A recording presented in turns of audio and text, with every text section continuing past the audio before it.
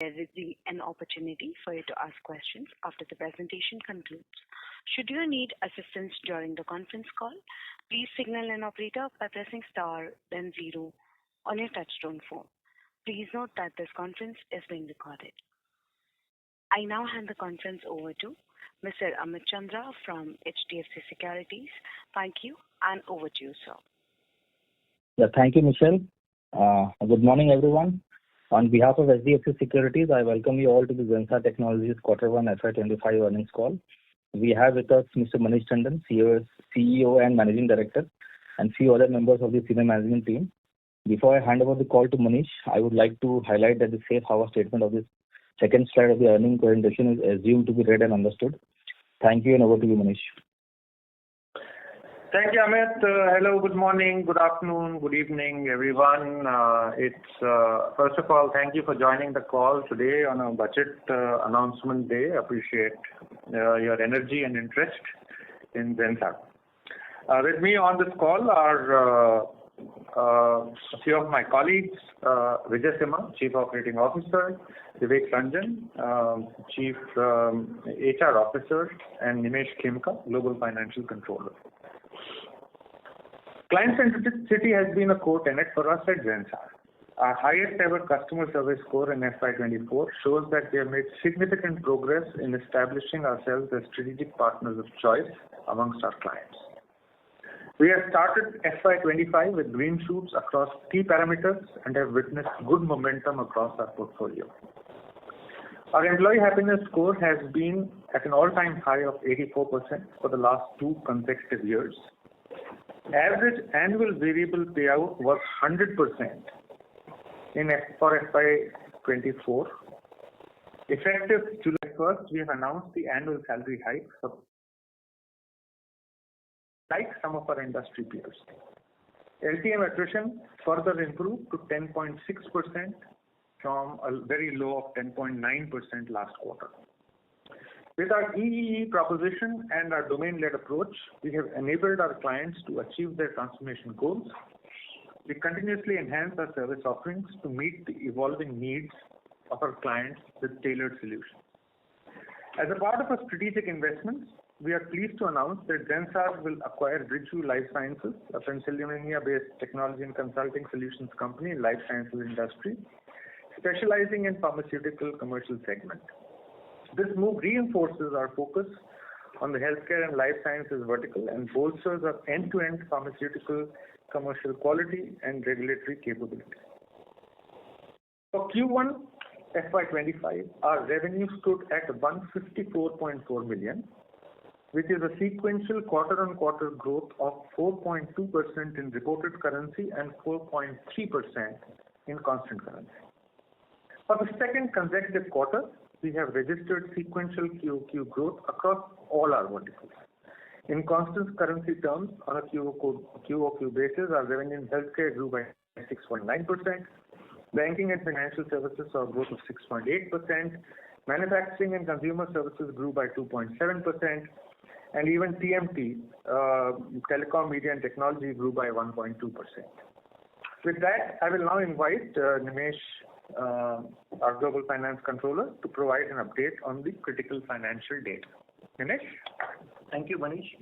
Good day, everyone, and thank you for joining this call. In addition to Manish talking about the business, I'll be taking you through some of the key financial metrics for the quarter ending June 24. The reported revenue for the first quarter of financial year 25 is $154.4 million in US dollar terms, reflecting a growth of 4.2% sequentially. In constant currency terms, the revenue grew by 4.3% sequentially. The gross margin for the quarter stood at 30.4%, a drop of 20 basis points quarter-on-quarter basis. The decline was primarily due to increase in operational costs, including travel, visa, licenses, impacting margins by 150 basis points, which was offset by the exchange benefit of 20 basis points. Increase in utilization and volume positively impacted the margins by 40 basis points, and one-time benefit of 70 basis points on account of the R&D credit achieved during the quarter.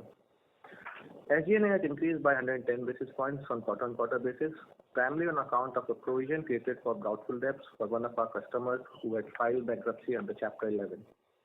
We exited Q1FY25 EBITDA at 15.2, which is in line with our given range of mid-teens. Our PAT stood at 12.3%. Order book for the quarter stood at 154 million. Cash and cash equivalents increased further by 19.2 million to 280.9 million, and DSO improved by 1 day to 72 days on account of healthy collections, contributing to overall financial health and operational agility of the company. With that, I now invite Vijay Simha, our Chief Operating Officer, to comment further on Q1 FY25 results. Thank you, Manish and Nimesh. Greetings, everyone. I will share details about our operational efficacy, service line performance, and capability enrichment initiatives. We are continuing our journey on operational excellence and making good progress. Our utilization improved by 20 basis points sequentially and 140 basis points year on year. The rigor associated with accelerated fulfillment and capability enrichment continued in Q1. We had a gross addition of 855 employees in the quarter. Our overall headcount increased by 47 compared to Q4 of FY24. As described by Manish, our voluntary attrition reduced to 10.6%. Service lines. The offerings from our service lines and industry services groups continue to resonate well with our clients. The share of revenue from our service lines, that is advanced engineering services, data engineering and analytics, experience services, cloud and infrastructure services, increased to 53.2% in Q1 of FY25, which is 100 basis points higher sequentially. On a quarter-on-quarter basis, in reported terms, data engineering and analytics grew by 17.9%, advanced engineering services grew by 9.3%, cloud infrastructure and security, which was previously called as foundation services, grew by 4%, application services and enterprise applications grew by 2%, experience services revenue dipped by 3.1%, coming off a stellar previous quarter growth of 9.1%. On the capability enrichment front, we are continuing to build upon the strong outcomes in FY24. Our talent transformation effort is focused on accelerating the shift towards T and pie-shaped skills through gamified learning events developed by our service line academies. We deepened our focus on healthcare, BFSI, and MCS domains by expanding multi-level domain training and certifications. Partnerships with key technology providers have been instrumental in delivering cutting-edge certifications and collaborative learning experiences in AI, Gen AI, data engineering, and cloud. Our continued innovations in AI/Gen AI have enabled us to deliver significant benefit to our clients. We are helping clients build a robust cognitive infrastructure and collaborating with them to effectively leverage our innovative AI solutions like Engineering Buddy, Data Buddy, Business Avatars, Responsible AI Framework, etc., to deploy secure, scalable, and sustainable solutions for their micro-vertical level business challenges. With that, I hand it back to Manish. Thanks, Vijay, Nimesh. The macroeconomic situation, along with geopolitical threat and cybersecurity challenges, continues to make the environment volatile. We expect the markets to remain unchanged in FY25. Our strategic focus and investments in key areas have helped us drive resilience across our business. While concentrating on growth trajectory, we are constantly working on to develop the skills and resources necessary to support our clients in reaching their objectives. With that, we can open the line for questions. Thank you very much, sir. We will now begin the question and answer session. Anyone who wishes to ask questions may press star and one on their touchtone phone. If you wish to withdraw yourself from the question queue, you may press star and two. Participants are requested to use only handsets while asking a question. Ladies and gentlemen, we will wait for a moment while the question queue assembles.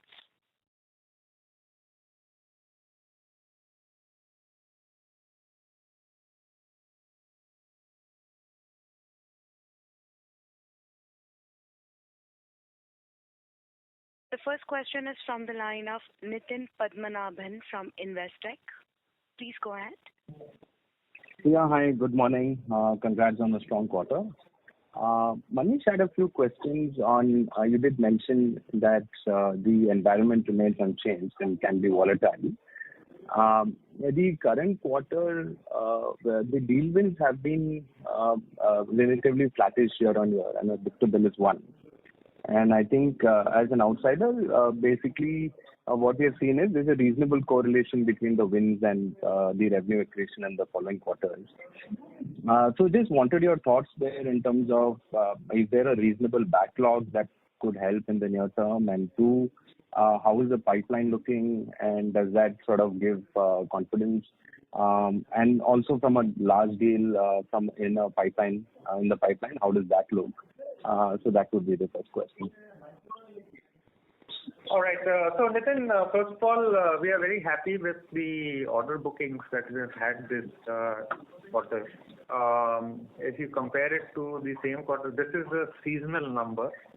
And if you compare it to the same quarter last year, it is almost flat. Which is a good sign, because I think last Q2 we delivered some decent results. So hopefully we'll be able to do something equivalent this time also, based on order book. But again, from a pipeline perspective, the pipeline is okay. There is a lag in order booking because last quarter we did 180 million or so in orders booked. So some of that is already there. With that said, Q2, I think we have not seen the full impact of the cybersecurity outage. In the past, when this has happened, some of the dollars allocated towards projects suddenly get diverted towards more of cybersecurity. That is one. And the second thing is that we are seeing some furloughs in the tech sector, which are happening in this quarter, which is the first time that it has happened in the last few years that I know of. So there is momentum definitely, but there are also headwinds. So we are cautiously optimistic about Q2 based on our order bookings, based on our pipeline, and based on what we are seeing in the market. I know you have not asked about the margin, but I am sure that the next question is going to be on the margin. Yes. So I just want to make clear that the 15.2% EBITDA margin has a one-timer of 1.1%. And hence the effective normalized margin should be 16.3% EBITDA margin. This is because of Chapter 11 reorganization filed by one of our clients, and in line with prudent accounting, we have taken the entire receivable of that client and provided for them, although there is a reasonably good chance of some recovery. So effectively, the normalized margin of this quarter is also 16.3% instead of the reported 15.2%. Great. Just a follow-up on the margin bit. So when you look at it going forward, I think this quarter we also had some reasonable on-site shift. And do you think that sort of helps in the second half of the year? Do you think there's some offshore shift in the second half? Second is, from a wage increase perspective, what do you think would be the broad kind of impact? And finally, on the travel and visa and licenses, which are the 150 basis impact, how much of that is sort of non-recurring? If you could just isolate that portion out, would be helpful. Thank you. Vijay, you want to answer? Yeah, I think the wage increase, as Manish said, we have given, I think, industry level wage increase. That is likely to have a $3 million impact on a quarterly basis going forward. But we are taking steps in terms of operational efficacies like pyramid optimization and so on and so forth to help minimize the impact of the wage increase. With regards to your question of the second one was around visa, travel, as well as licenses. Licenses is going to be recurring, whereas visa and travel are one-timers that we saw in Q1. And I think the third point was around on-site ratio. On-site ratio, while the on-site mix in terms of revenue increased by 1.4%, the effort mix only increased by about 0.4%. We think that it will be in that range. It's a small range. Depending on the type of projects, there will always be a 0.5% here and there that will happen. So those are the three factors that did impact the operating margins in Q1. Sure. The visa and travel, what would be the one-timer? If you could just quantify. Some travel for whatever projects starting and stuff like that. So those things was why it increased a little bit. Yeah. I'm just trying to figure out the tailwind from that in the following quarter. That's all. No, I think it's too small to talk about a tailwind on that. Sure. Perfect. Thank you so much and all the best. Thank you. The next question is from the line of Nikhil Chaudhary from Nuvama. Please go ahead. Yeah, hi. Thanks for the opportunity. My first question is regarding the furloughs. Manish, what you highlighted is relatively usual to see furloughs in this quarter. So can you highlight any particular vertical or geo you are seeing this kind of furloughs? And furloughs usually happen in TMT as a vertical, which is telecom, media, and technology. So that is the vertical where it is happening. And any quantification, Manish, if possible? No, we wouldn't like to comment on the quantification. Got it.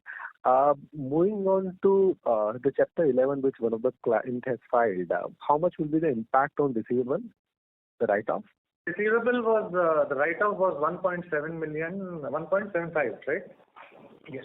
$1.75 million, which translates to about 1.1% in margin dilution because of that. So that's why I said the normalized EBITDA margin should be around 16.3%. And just one follow-up, Manish here. Generally, when this kind of event happen, companies continue to serve the client for some period till they reach some agreement. So is it fair to assume even in next quarter you will have impact from this client? No.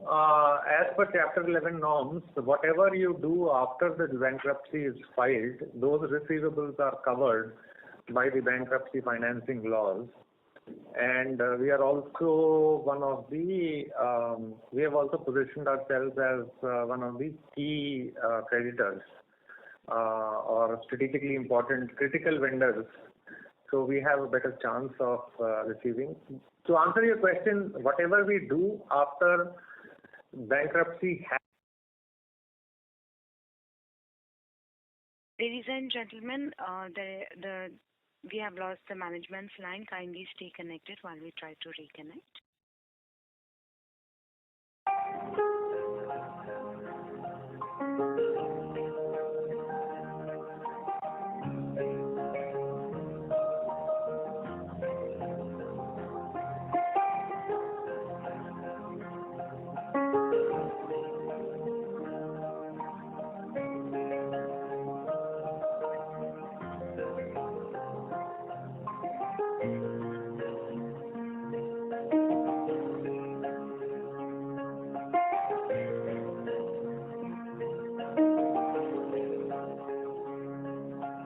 Ladies and gentlemen, thank you for patiently holding. The line for the management has been reconnected. Over to you, sir. Thank you. I hope it was not another CrowdStrike incident. But we were discussing bankruptcy and see, first of all, this was a small client. This is a small client. 300K about 300K per month of billing or so. And what I was trying to tell you is that the receivables that we have post-bankruptcy filing, the work that we do post-bankruptcy filing, as per the bankruptcy laws of the US, they have to be paid. And there is bankruptcy financing arranged for that by the client, and we will get paid for that.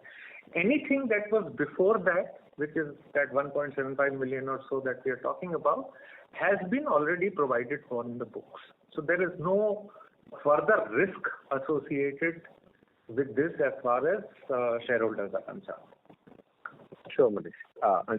Understood. Good luck for coming here. Thank you. Thank you. The next question is from the line of Manik Taneja from Axis Capital. Please go ahead. Thank you for the opportunity. Manish, just wanted to understand this comment around furloughs in the high-tech vertical. If you could elaborate in terms of what's driving this. I presume this is largely to do with the top customer.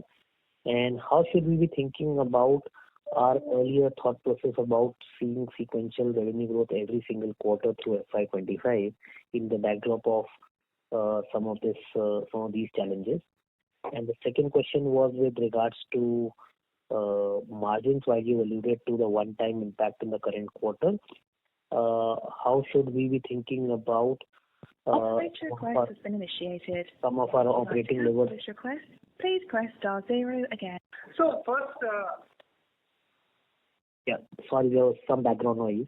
So I was just interested to understand about your margin outlook for the year. Yeah, margin outlook for the year remains unchanged as before. We have said mid-teen EBITDA margins. We are still there in that range, and we will continue to maintain. We continue to maintain that outlook. Number one. Number two was your point about furloughs. I do not comment on individual clients. So there are furloughs in the TMT sector. You are free to gauge whatever you want to gauge from it. Number three was growth quarter on quarter, irrespective of this. I mean, that's what I get paid for, I guess. Maybe not enough, but we are committed to making sure that we deliver, irrespective of the environment, we continue to deliver growth quarter on quarter to our investors. And till now, since we have been there as this new management team, we have delivered growth every quarter except for Q3 of last year. Sure. And thank you and all the best for the future.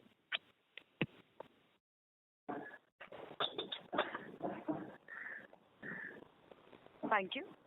The next question is from the line of Chirag Shah from White Pine Investment Managers. Please go ahead. Hi. Yeah, thanks for this opportunity. So just one follow-up on this sector level provision that you made in your PM. So one, you said that the revenue account was $300,000 annual, right? Per month. Per month. Okay. Okay. Sir, my question is, can you talk a bit about what is the size or a broader indication of what kind of customer that was, one, and what is the tail risks that we have if the US cycle turns turns around on the negative side? What is the tail risk we have for such smaller accounts that we have? If you can just speak about this, would be helpful. So first of all, we don't want to comment on the sector or the client. It will be inappropriate for us. Number one.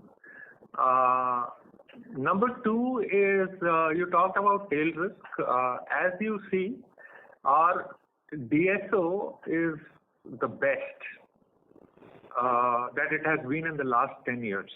Okay, and our provisioning policies remain very robust. So there is no, I mean, look, one or two clients might go under. Some clients, as a part of creative destruction of capitalism, you will continue to see growth, clients growing, clients falling off the way. And as your management team, it's our responsibility to manage it. We are trying to manage it. We will manage it in a relatively efficient and risk-free fashion for our shareholders. And as I said, the best way of looking at it is in terms of DSOs.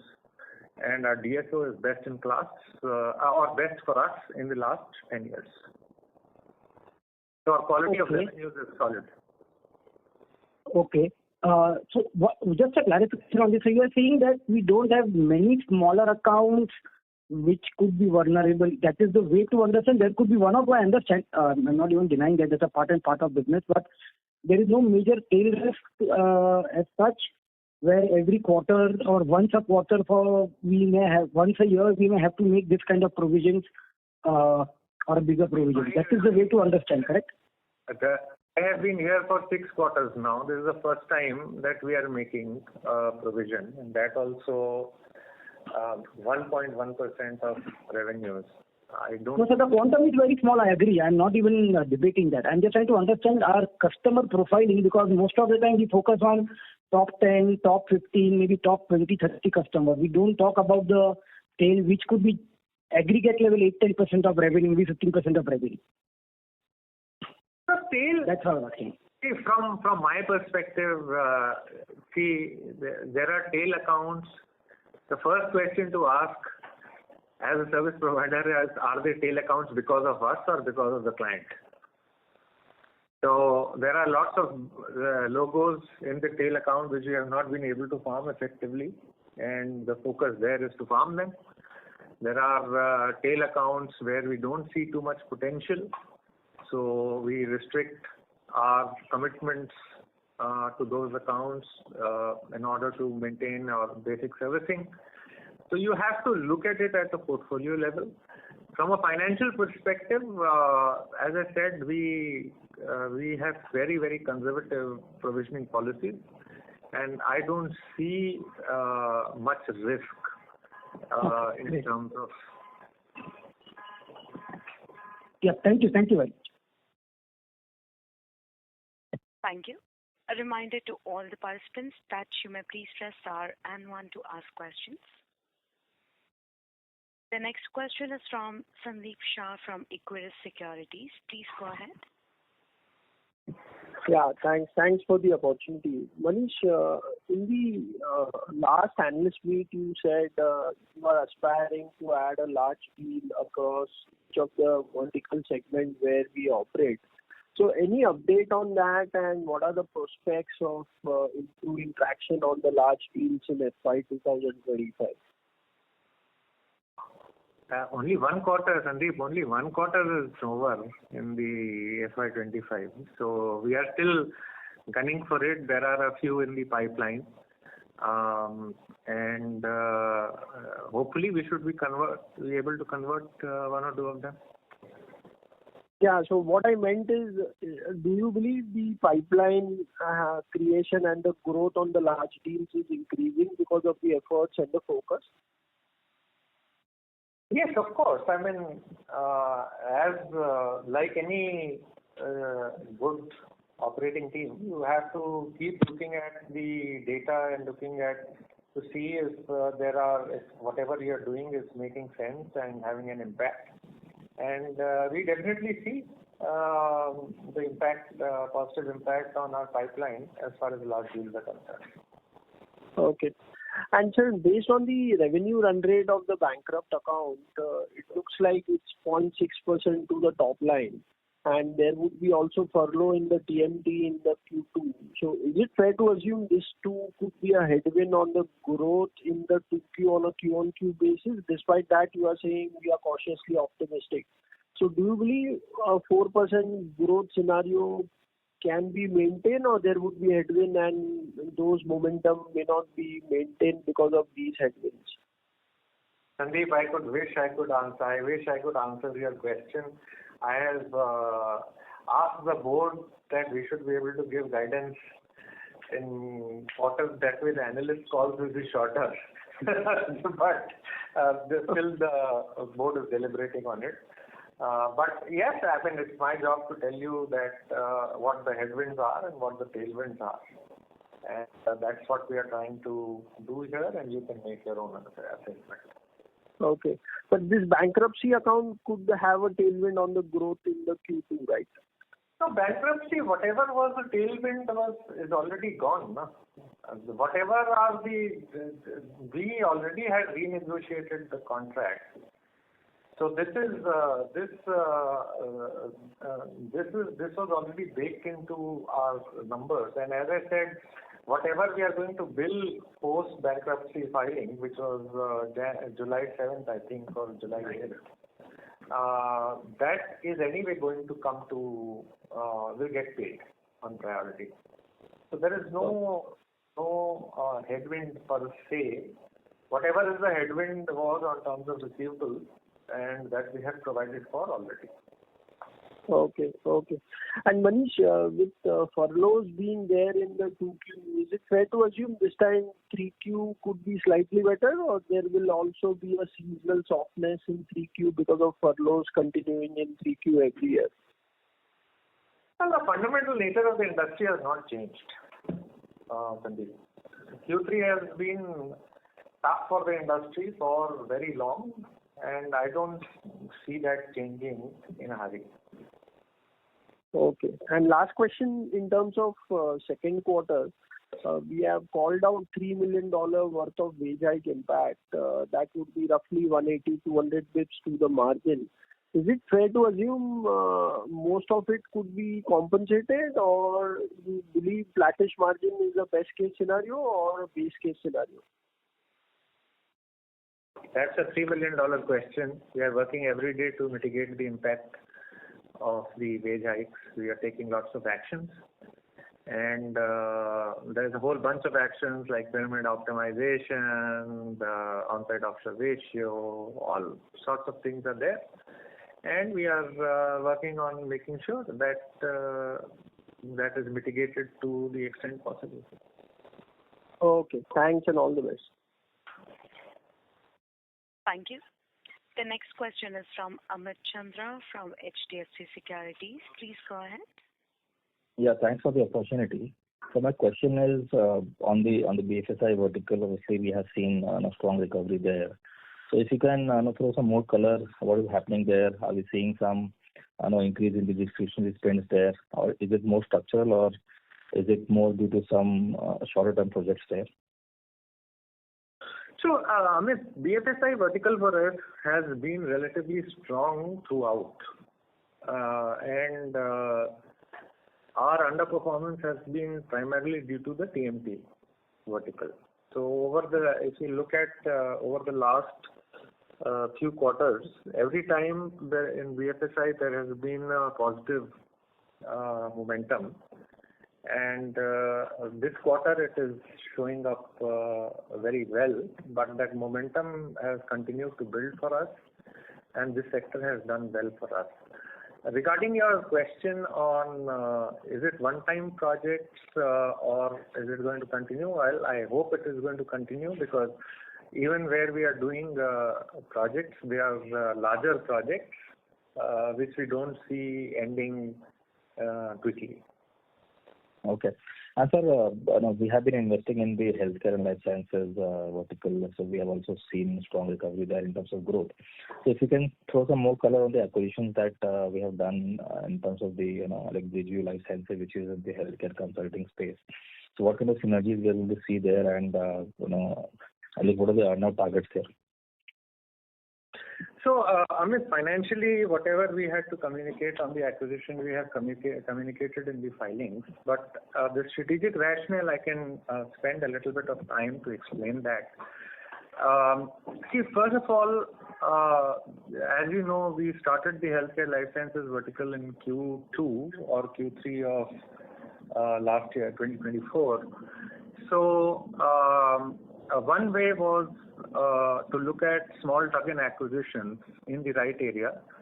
So we actually created a go-to-market strategy. We figured out that this is the space that we want to go after, which offers quick returns and is more strategic. So we zeroed in on Viju Life Sciences.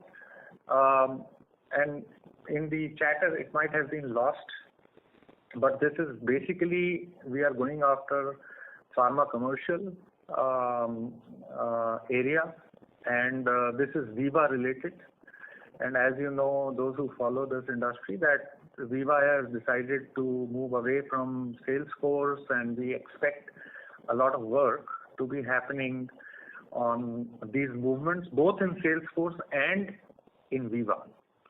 So that is the strategic rationale for doing this acquisition. We are getting some very good talent with it. We just had our first town hall with the Bridgeview Life Sciences team. They are very excited about joining us, and we are also very excited about having them as a part of our team. Okay. And if you can comment on the Africa as a geography, because it has been weak for 4-5 quarters now. So how do you see that geography? Is it still strategic to us, or we are trying to? South Africa is a strategic geography for us, and it has not been. See, the problem there, it has not been weak for us. In fact, actually, the volume growth in that geography has been very good, and constant currency growth has been good.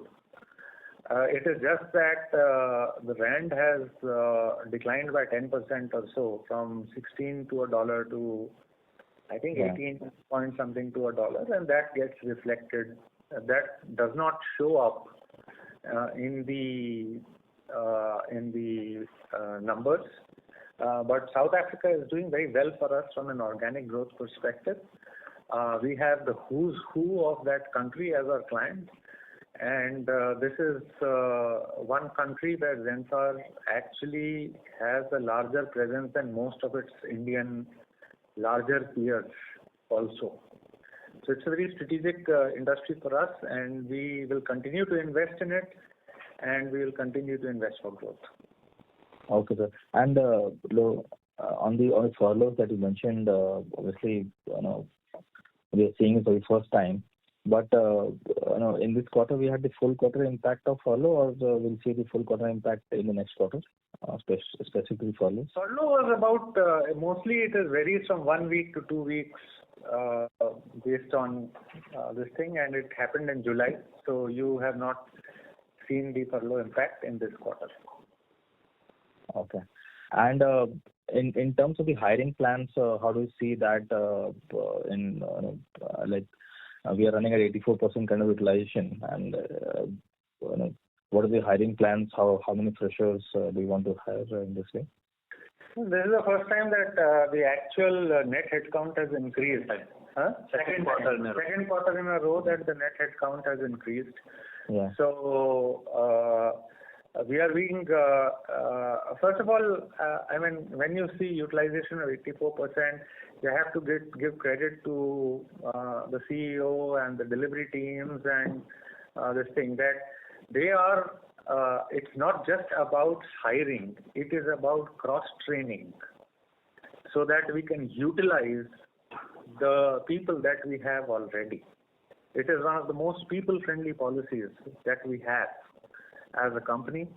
We invest a lot in training, cross-training of our people, so that we can redeploy those people first, rather than trying to hire new people from the market. And wherever possible, we are looking at onboarding freshers. I think we onboarded about 50 last quarter, and we will onboard maybe 100 or so in this quarter also. Okay, sir. Thank you, and all the best. Thank you. Thank you. You may press star and 1 to ask questions. The next question is from Nitin Padmanabhan from Investec. Please go ahead. Yeah, hi. Thanks for the opportunity again. Manish, from the other verticals, which is, I think, TMT, manufacturing, consumer, how is the cross-sell sort of initiative helped so far, and how is that done? So that's one part. And I think the very fact that you're even thinking of a guidance means that there's a lot that has improved structurally, which wasn't the case earlier. So thanks for that.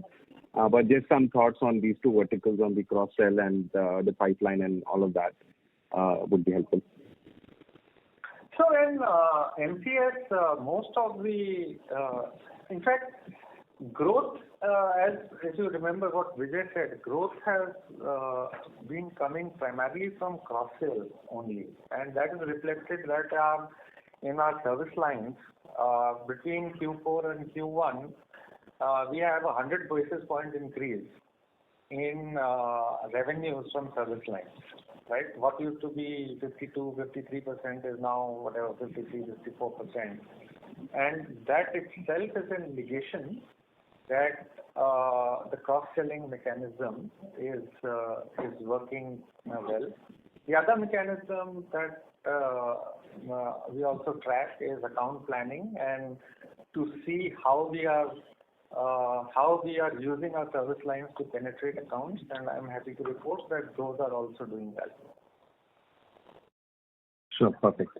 And just one last question. On Bridgeview, any thoughts on how margins are versus the rest of the company? It will not be margin dilutive or EPS dilutive this year is all I can say. Sure, that's helpful. Thank you so much and all the best. Thank you. The next question is from the line of Sandeep Shah from Equirus Securities. Please go ahead. Yeah, sir. Thank you. Just a question, Manish. I think earlier we indicated that this year we aspire to be in line with the industry growth, and next year we can be in the leaders quadrant in terms of the growth rates.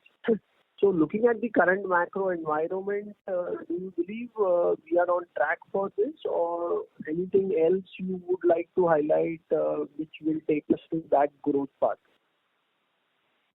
Sandeep, you are best positioned to answer that question. Yeah, all the quarterly results are coming this quarter. Almost everyone is through, and you know our quarterly number. You know the quarterly number of the industry.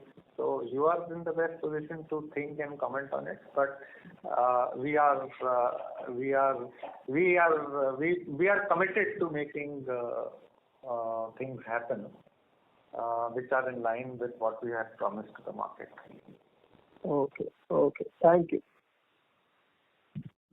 Thank you. Participants, you may press star and 1 to ask questions.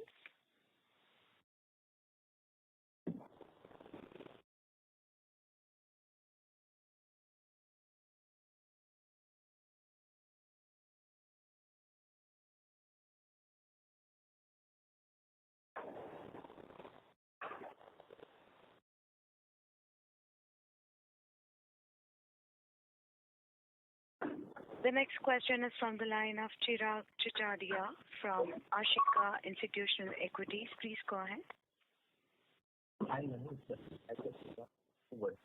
Sir, I'm sorry to interrupt. Your audio is too low, sir. Yeah. Now it's audible? Yes. Hello? Yes. Yeah. So, Manish, I have two questions with respect to telecom and BFS vertical. So how we see for the next 3 remaining quarters of the fiscal, and what sort of deal-related discussion going on for these 2 verticals? Yeah. No, we are very positive about all our verticals. So, as I said, we are seeing this is the second quarter in a row where all our verticals have shown sequential growth. And we are hoping that we will continue to maintain that momentum going forward. Any picking order, like which verticals you feel that likely to do well in coming quarters, and you have more expectations from one of these? Hey, all these verticals are like my kids. So happy with success of each one of them. There's no favorite amongst them. Thank you all the way. Thank you. Thank you. Ladies and gentlemen, that was the last question for today. I would now hand the conference over to Mr. Manish Tandon, Chief Executive Director and Managing Director, for closing comments. Over to you, sir. Thank you. And first of all, as I said before, today is Budget Day. This is a very small event in compared to what big event is going to happen today. So appreciate your interest in attending this call with us. As the management team, we remain committed to making things work for our shareholders, and look forward to talking to you again next quarter. Thank you very much. Thank you, members of the management. On behalf of HDFC Securities, that concludes this conference. We thank you for joining us, and you may now disconnect your lines. Thank you.